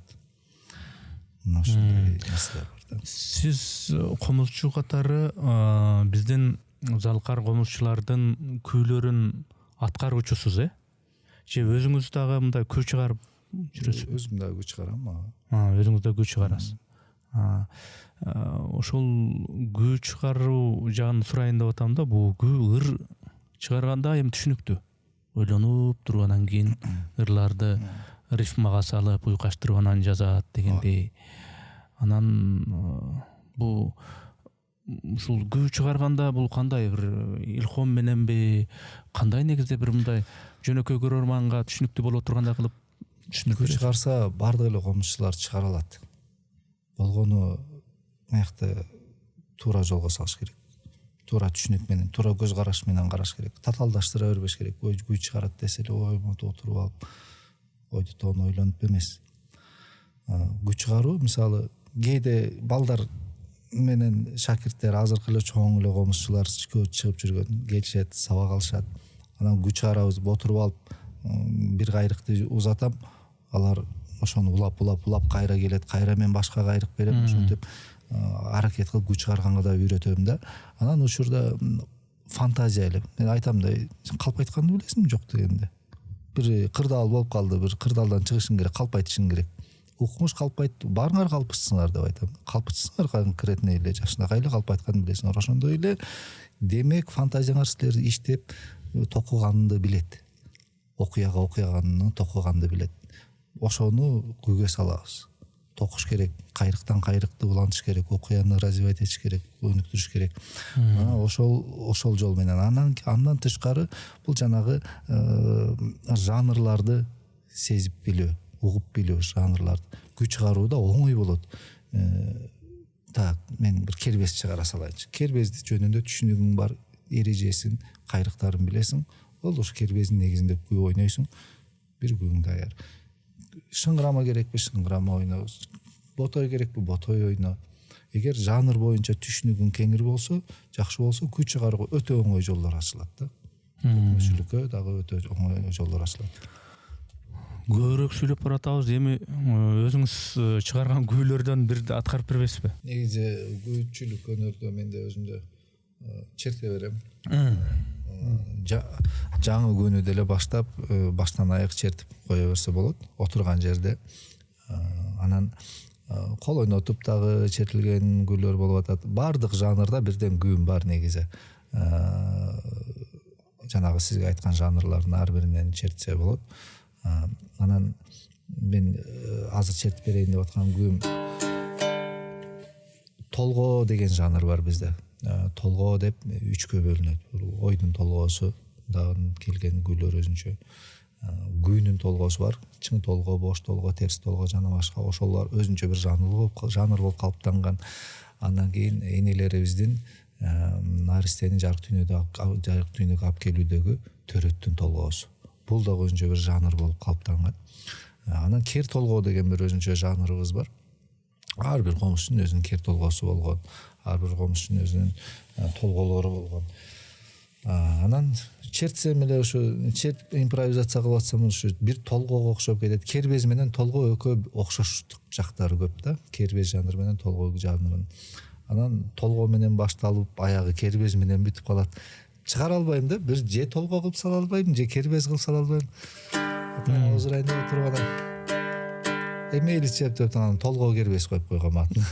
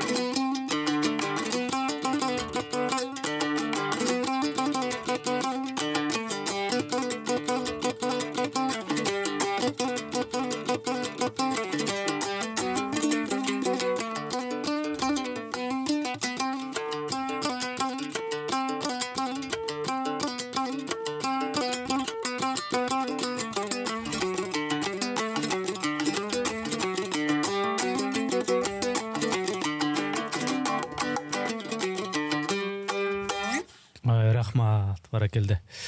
Мындай ырдамайдагы барбы? Мен ырдабайм.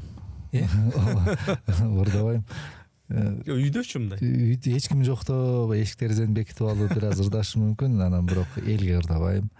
Өзүм деле окумуштуудай үйүнүм бар деп ойлобойм да, ошон үчүн атак негизинен ырды сезгеним жакшы эле сезип, баягы ар бир кайрыктарын жакшы эле сезем болгону өзүмдүн үнүмдүн тембри өзүмө жакпайбы, ошондой көп ырдайм. Жакшы эле үнүңүздүн тембри жакшы эле экен. Анан бирок эми үйдө өтүңүз айтмакчы эшиктер жабылып ырдап коет экенсиз да? Ырдап кое берем. Бул адыр өзүңүз күү чыгарыпсыз, күү жаратыпсыз. Ушуларды мындай оюңузда эле сактап жүрөсүзбү же мындай кагаздарга жазасызбы, жазып коесузбу?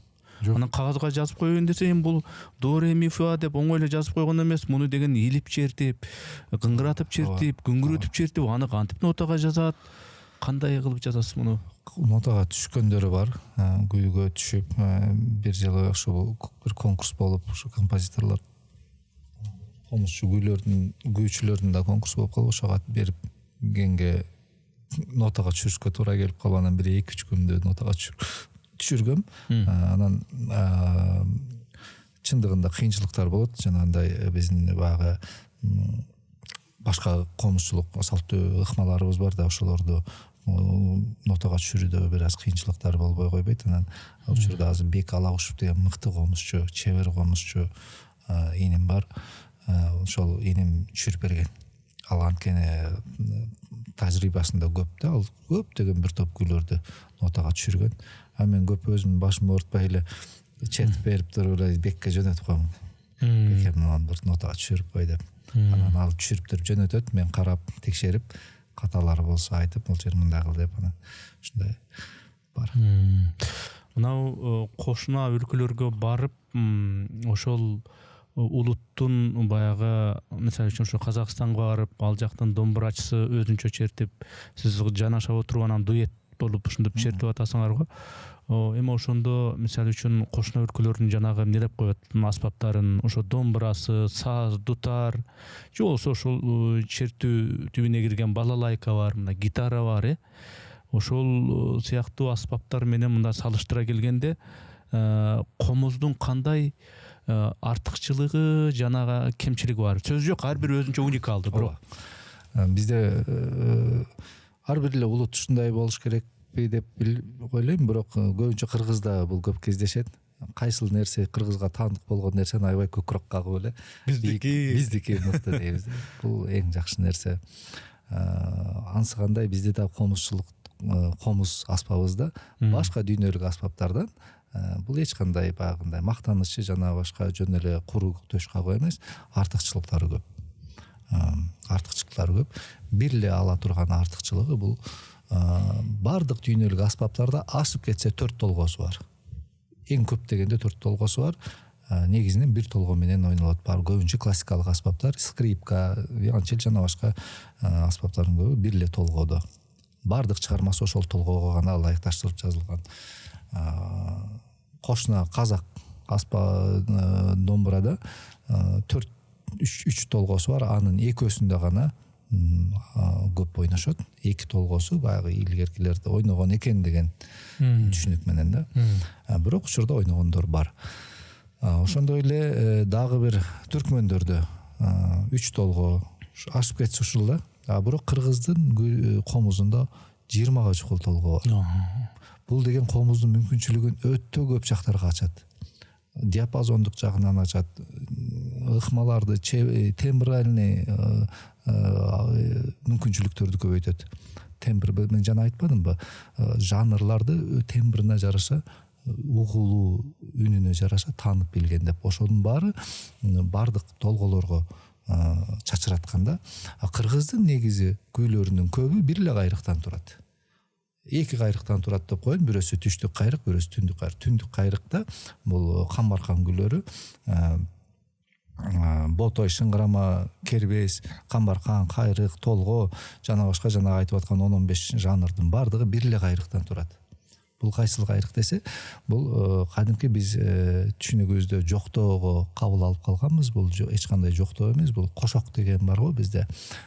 Кыз узатканда жана маркумду узатып атканда айтыла турган ошонун обону бул кыргыздын өзөктүү кайрыгы, байыркы өзөктүү кайрыгы.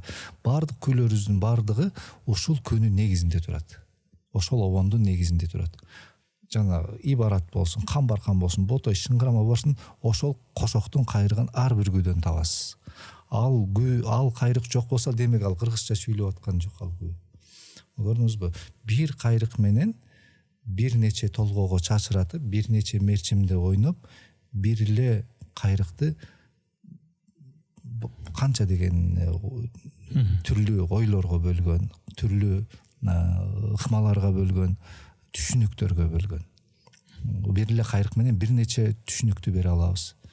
Жаныбарды да сүрөттөй алабыз, күйүттү да айта алабыз, жоктой дагы алабыз, сүйүнүчтү дагы, сүйүүнү дагы, жана башка бардыгын көрсөтө алабыз. Ошол уникалдуулук, ошол өзгөчөлүктү мына бул башка улуттардын жанагы ошо черттүүчү аспаптарды ойногон катмардагы ошол өзгөчөлүктүн чын эле өзгөчө экендигин билишеби?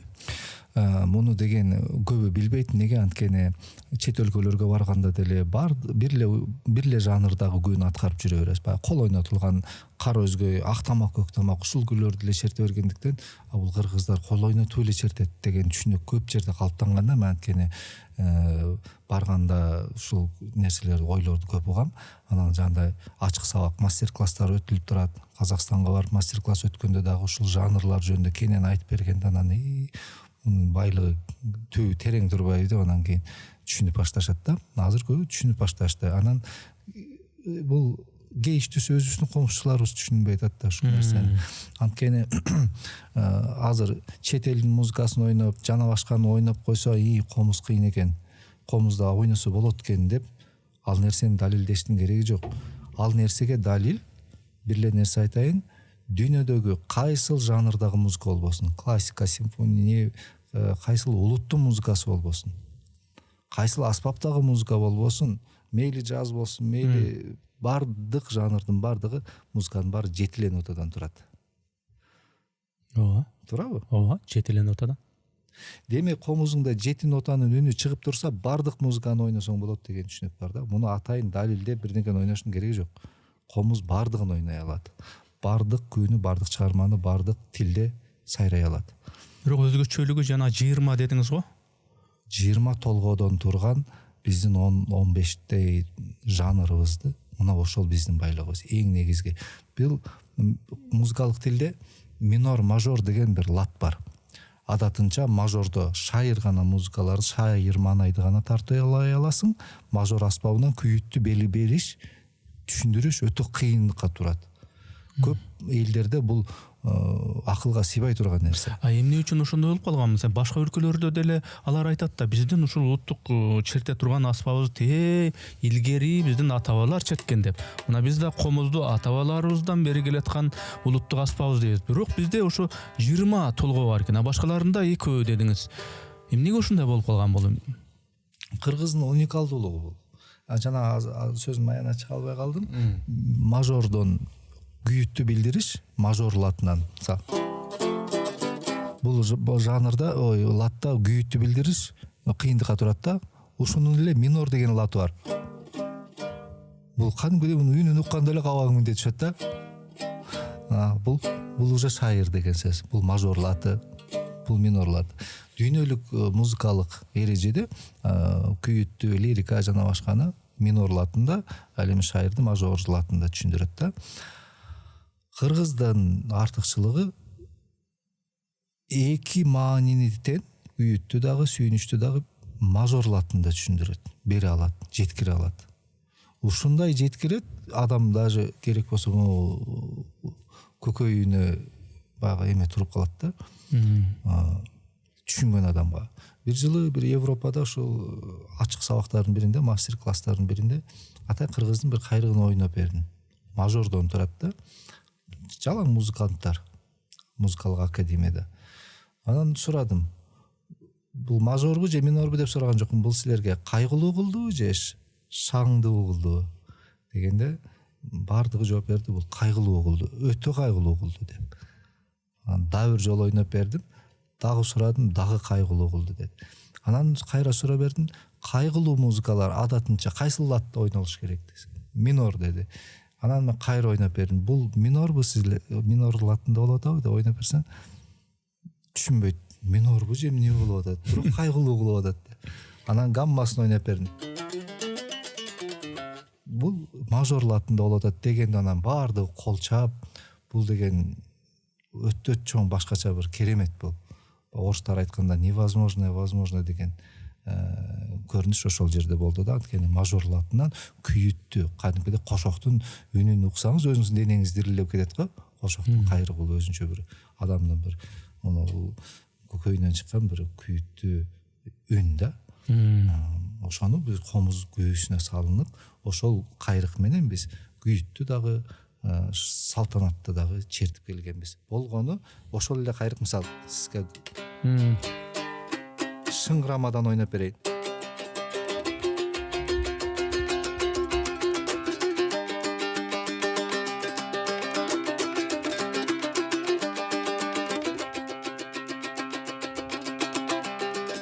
Бул жана кошоктун обону деп атпайбы, ошол эле ботой жанрында.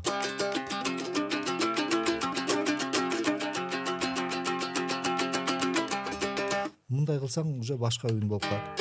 Кайра башкага толгойсуң. Жана сиз айтып аткан кербез ибарат.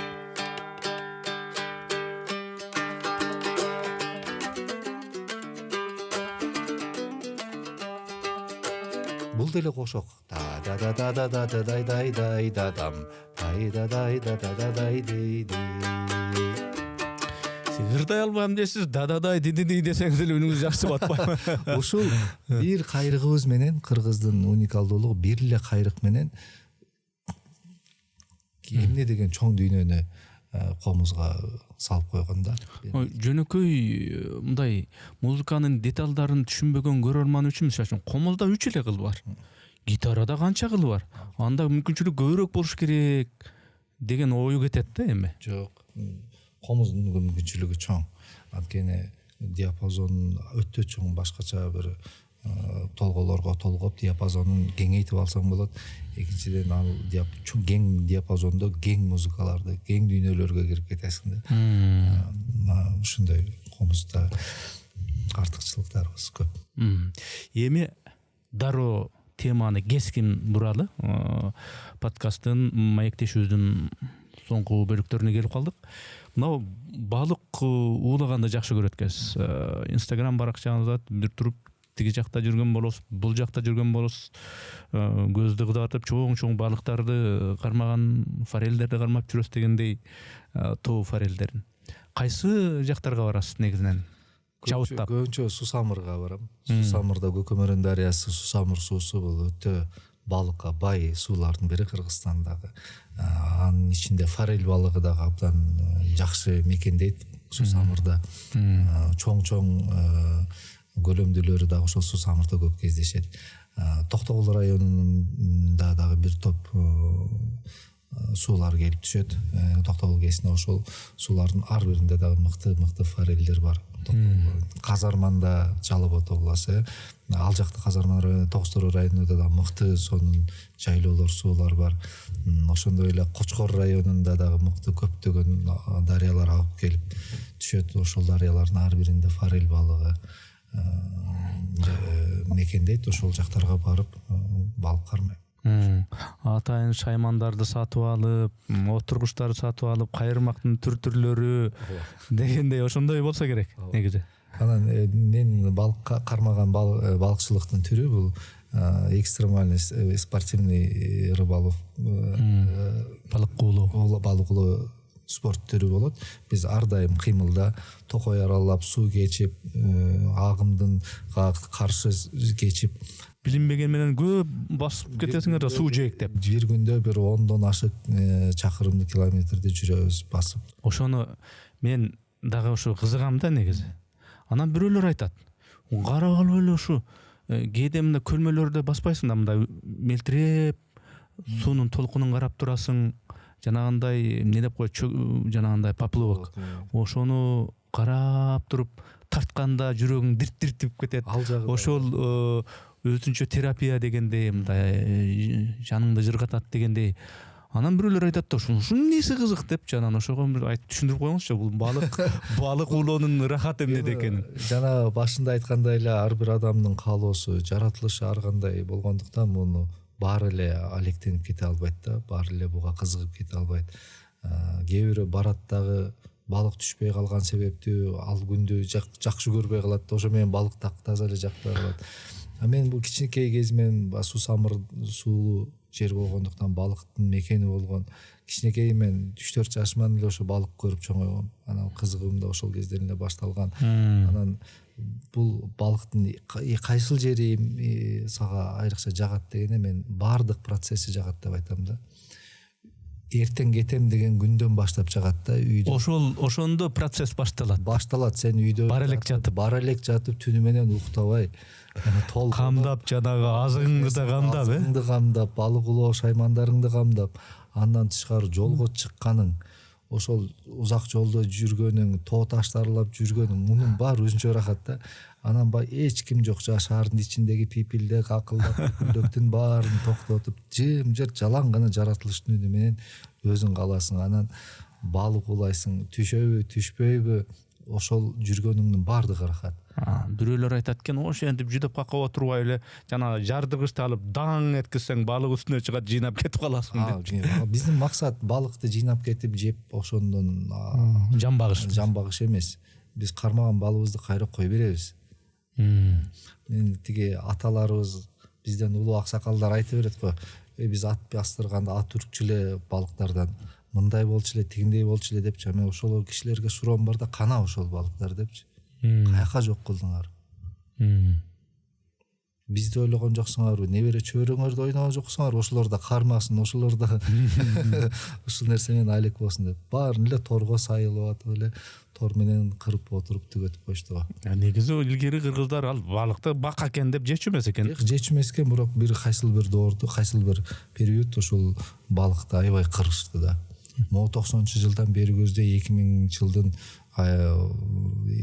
баштары өтө мен өз көзүм менен көргөндөрүм болду. Канчалык мүшөктөп жанагы Сусамырдын суусунан биредин деген торлор менен сузуп алышат эле. Күнүнө канча деген тонна балык кетет эле.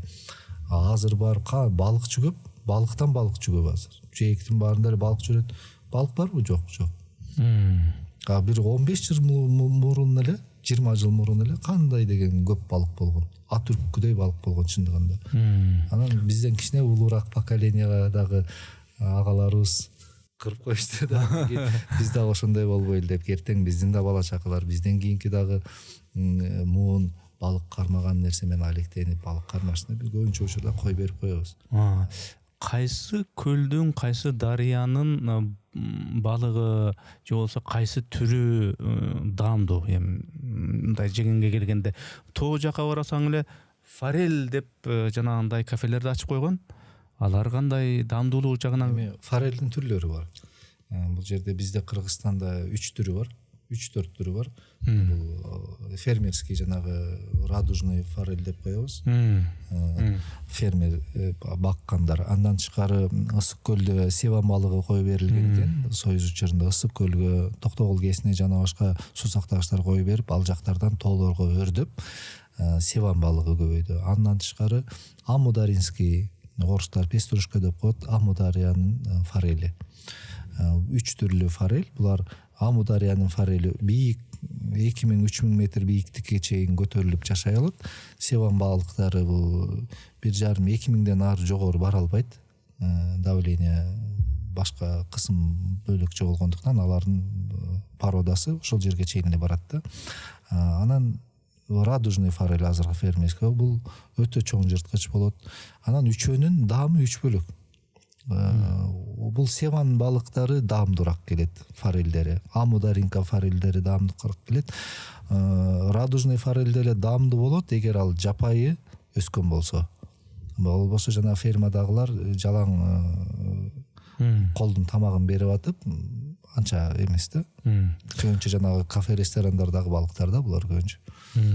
Негизи кичине супсагыраак болот. Супсагыраак болот. Баягы мындай бир суроо бар го, көнүмүш стандарттуу. Алтын балык кармабасаң эмне кылат элең, кайсы тилейт элең депчи менин андай суроо бербейт элем. Ошол алтын балыкты жараткан, ошол алтын балык эмес башка балыктар дагы сүзүп жүргөн ушу көлдү, сууну жараткан, абаны жараткан, бактаракты жараткан, мына сиздей биздей инсандарды жараткандан негизги мындай кандай тилектерди тилейт элеңиз?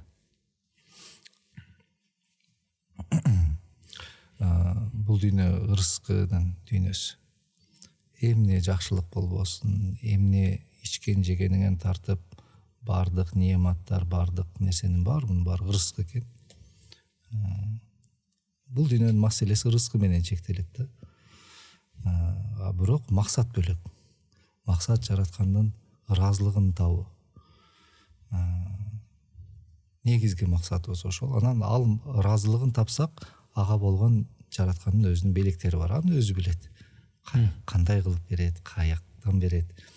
Биз ошол белектерин алыш үчүн эмес, биз жараткандын ыраазылыгын табышыбыз керек. Бул дүйнөдө биз кандай кесипкөй болбойлу, кайсыл улуттан болбойлу, кайсыл уруудан болбойлу, мейли комузчу бололу, мейли архитектор бололу, жана башка болсун, бардыгыбыз биз жараткандын ыраазылыгын табууга милдеттүүбүз.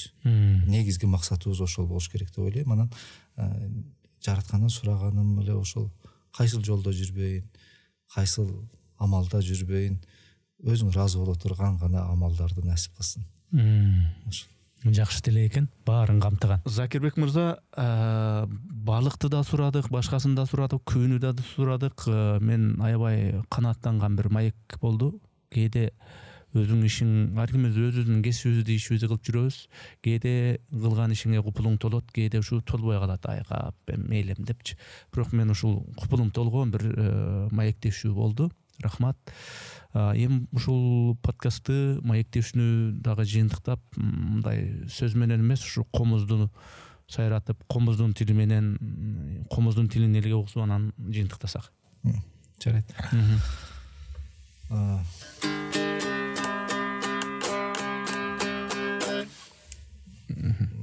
Алдыда камбаркан көп ойнодук, өзүбүздүн күйлөрдөн ойнодук. Негизи салт боюнча аталарыбыз өзүнүн күүсүн аягында ойночу экен да. Кыргызда бир жакшы макал бар экен. Сөз да. Жакшы комузчу таптак чертет, өз устатын мактап чертет дейт. Жаман комузчу аттап чертет, өзүн өзү мактап чертет дейт да. Анан кийин бул ошол устаттардын, залкарлардын күйлөрүн биринчи аткарып, анан кийин аягында убакыт болсо, анан кийин өзүнүн күүсүнөн ойнош экен да. Биз эрте эле өзүбүздүн кайыктарды ортого салып беребиз.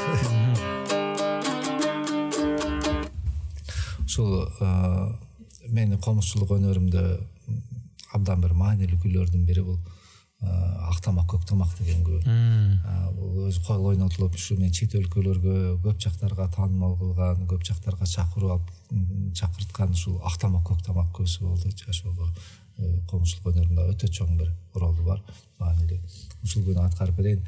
Бул күнү деген атай атабыз эки чымчыктын сайрашканын, бир үй бүлөлүк бир чыпы маселени чечишкендерин сүрөттөп ойногон экен. Бирок кезинде буга чейин Ниязал Борошов деген атабыз Жеңжок атабыз менен Көксүл энебизге арнап чыгарган күйлөрдөн экен да. Жеңжок атабыз Актаңда якын кичине кезинде 15 жаш кезинде Ала деген оор менен ооруп, Таластан Аксыга качып келип, анан кийин Ала оорусунан айыгып, тамагында бир агы калган экен ушул өмүр бою. Анан Актаңда якын Актамак деп Жеңжок атабыз айтып, Көксүл энебиз Көктамак деп, анан Ниязал атабыз чечкен. Бугалы. Кийин атай атабыз Ниязал атабыздан үйрөнүп, бул күн белек алып, анан эки чымчыкты Таластан Аксыга учуруп, Жеңжок атабыздын тагдырына, өмүр баянына байланыштырып ойногон экен.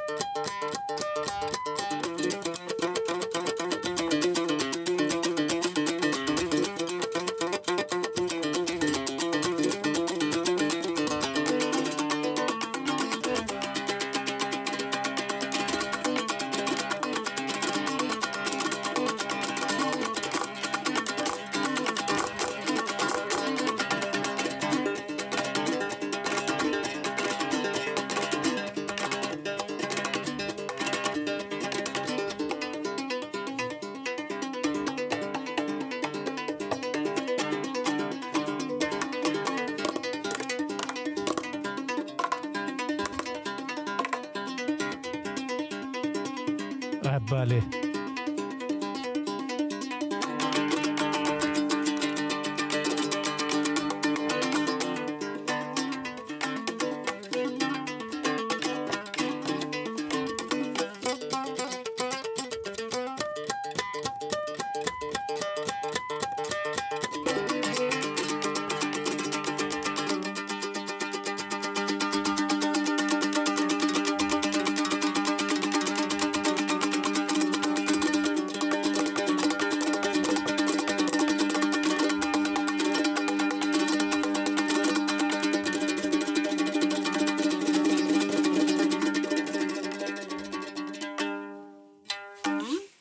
Баракелде. Комузду тез аранын ичинде эле 2-3 күнүн ичинде эле үйрөнгүм келип кетти да. Негизичи ушул күнү жөндөмү анча жогураак. Мейли мындай шыганча жогураак, бирок аябай кызыккан кыргыз баласы канча күн убакытта үйрөнсө болот ушул күнү? 1 ай аралыгында комузда ар кандай бир обондорду салганды жакшылап өздөштөрү болсо, андан кийин дагы 1-2 ай терүү ыкмаларын, шилтеген ыкмаларын, эгер мектеп жакшы болсо, айтайын дегеним, кабыл алуусу жакшы болсо, жана таалим берип аткан экөөнүн баягы ойлору жакшы келишип, бири-бирин жакшы түшүнүп кетишсе, bir жарым жыл 4-5 айдын ичинде үйрөнсө болот муну. Бирок үйрөнгөнү менен муну бир канча жыл тажрыйбалык немеден өткөрүш керек. Колду көндүрүш керек. Чертилген сайын өзүнө ачылыштар боло берет. Ар нерсе таап ичинен шөкөттөй берет. Анда биздин маегибиз соңуна чыкты. Рахмат сизге. Кыргызды кыргыз кылып турган ушул өзгөчөлүктөрдүн бири ушу комуз. Ошол комуз өзү эле өзгөчө болбойт. Ошо сиздей комузчулар буга астыйдыл мамиле кылган, жөн эле эмес өзгөчө мындай бир башкача бир өзгөчө бир ыйык бир мамиле кылган комузчулардын бар экендиги ушул кыргыз деген калкты, кыргыз деген улутту качандан бери, канча кылымдардан бери кыргыз кылып сактап келатат. Бар болуңуз, чыгармачылык ийгиликтер болсун, анча-мынча маекте мында каалоо тилектериңиз, анча-мынча сындар айтылды, ак ниет сындар айтылды. Анын түбүндө бир мындай жакшы бололу, өнүгөлү, өсөлү деген ниет болду. Ошолор дагы ишке ашышын, жана тиешелүү тараптар, тиешелүү баягы чечим кабыл алуучу тараптар ошол нерсени эске алат деген ойдомун. Рахмат анда сизге, чоң рахмат. Чоң рахмат, сизге чоң рахмат, чакырганыңызга чоң рахмат. Чындыгында аябай көп сүйлөгөнүбүз менен бир кыска эле бир айлананын ичинде жүрдүк. Ушул комуз дүйнөсүнүн ичинде негизи сүйлөшө турчу, айта турчу сөздөр өтө көп болгону менен негизги өзүбүзгө тиешелүү болгон нерселерди сиз менен бөлүштүк, жана көрөрмандарга бөлүшүп отурабыз. Ушулардын баарын жеткирип, карапайым элге жеткирип аткан сизге терең ыраазычылык, ишиңизге ийгилик, көп алдыга койгон максаттарыңыз ишке ашып, ар дайым максаттарыңыз орундалсын.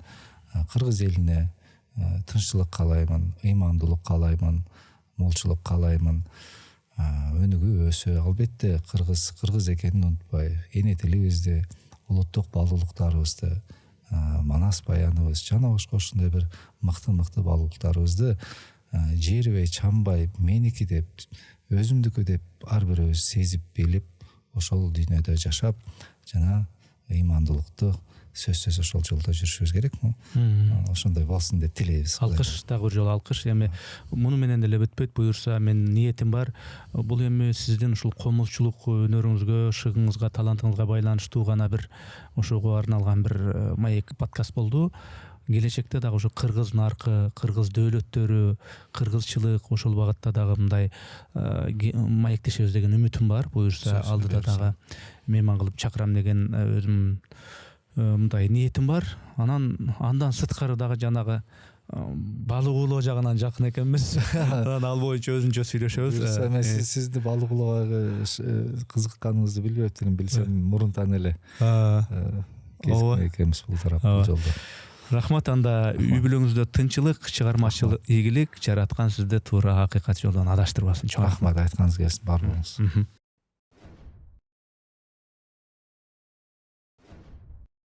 Урматтуу катталуучуларым, биз мамлекеттен же бир коммерциялык уюмдардан каржыланбайбыз. Мээнетибизди каржылай колдонуу каалоочулар үчүн эсеп капчыктарды, номерлерди жазып койдук. Урматтуу достор, катталганыңыз, бөлүшкөнүңүз, жакса жакты деп басканыңыз биз үчүн маанилүү.